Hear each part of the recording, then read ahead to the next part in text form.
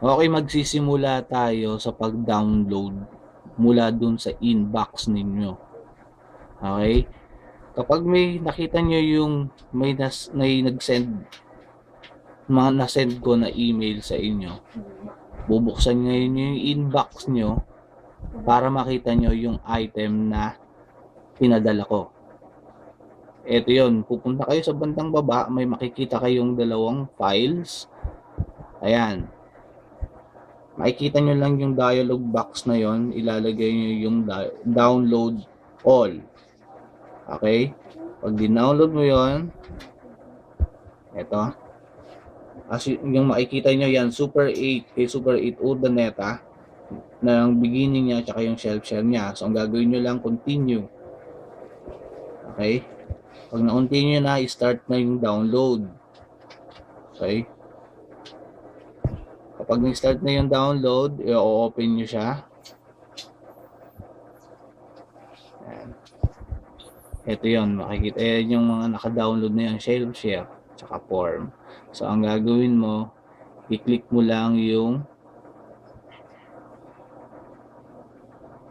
dinownload mo. Ayan, ayan na. Ito na yung form.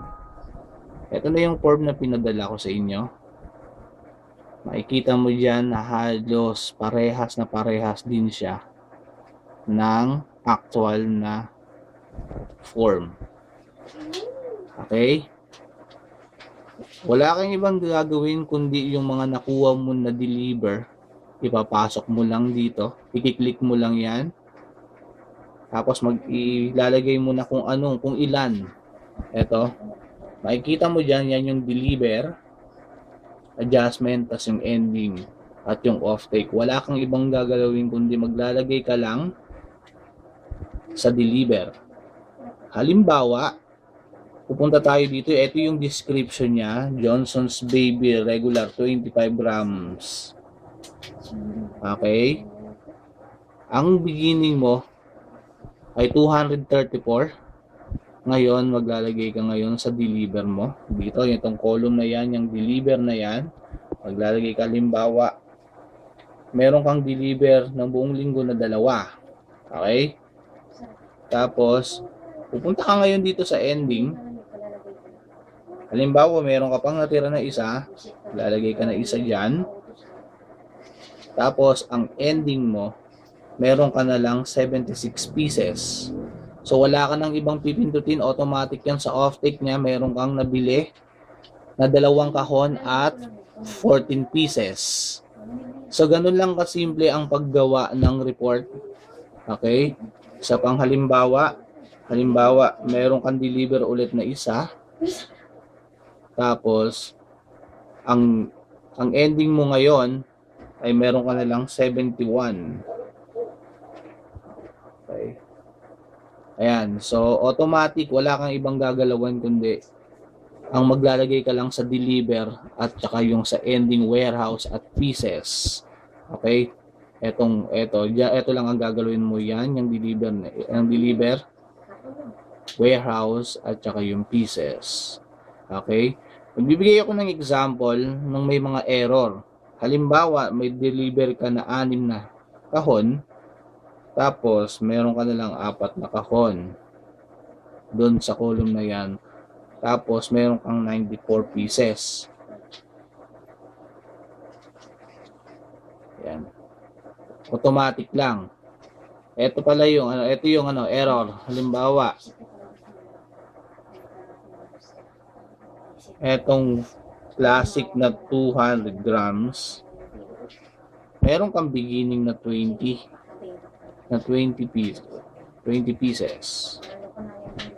Ngayon, wala kang deliver, pero nagkaroon ka, nabinilang mo sa ending. Okay? Kung makikita mo, nagpula siya. Ito yung pula na yan. Ibig sabihin yan, may mali sa ginawa mo. So, ganun lang kasimple, makikita mo agad siya on the spot yung makikita yung pagkakamali mo. So, ang gagawin mo, maglalagay ka ulit ng isa dito. Para mawala yung pula na yan, gagawin mo, siyempre, meron kang sa warehouse, maglalagay ka ngayon ng deliver. Mawawala na ngayon siya. Okay? So, ibig sabihin nun, meron kang deliver na isa at mayroon kang beginning na 20 pieces, meron kang ending na isa at may ending ka na 20 pieces. So, na-trace agad ng computer, no? So, wala nang error at wala ka rin off-take, wala ka nabili. Okay? So, ganun lang. So, kapag natapos mo na lahat ng nagawa mo, ngayon pupunta ka dun sa bandang taas, pipindutin mo yung file, ito, ang file, or sa ibang mga kasi ang gamit ko is Excel 2010, pero kung yung mga ginagamit nyo yung sa mga internet, Excel 2007 yan. So pwede ka naman kayo magpaturo dun sa mga personnel ng mga computer shop. Kapag sinave mo kasi siya dito sa save, automatic yan masisave, magbubura na yung dati mong file. Pero mas maganda kung pupunta ka dito sa file, tapos save as. Ito, save as. Okay? Save as.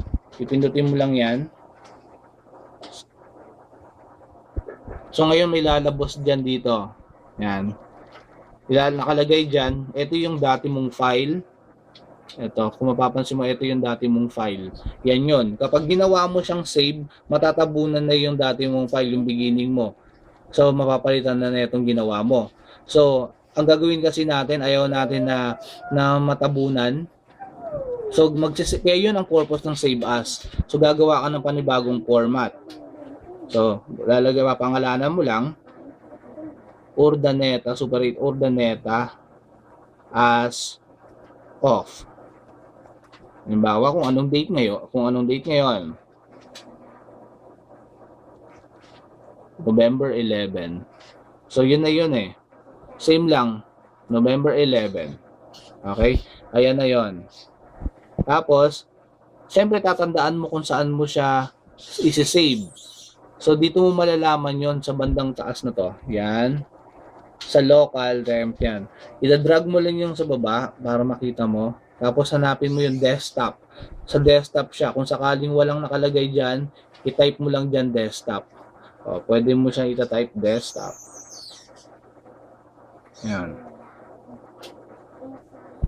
Yan, yung desktop. Tinype mo siya. Okay? Tapos, enter lang. Yun. Yan. Lalaba, ito na yung desktop. Yan na yun. Save mo lang dyan as save. Okay? So, yun na yun. Mayroong compatibility. Continue lang. Okay? Tapos, minimize natin to.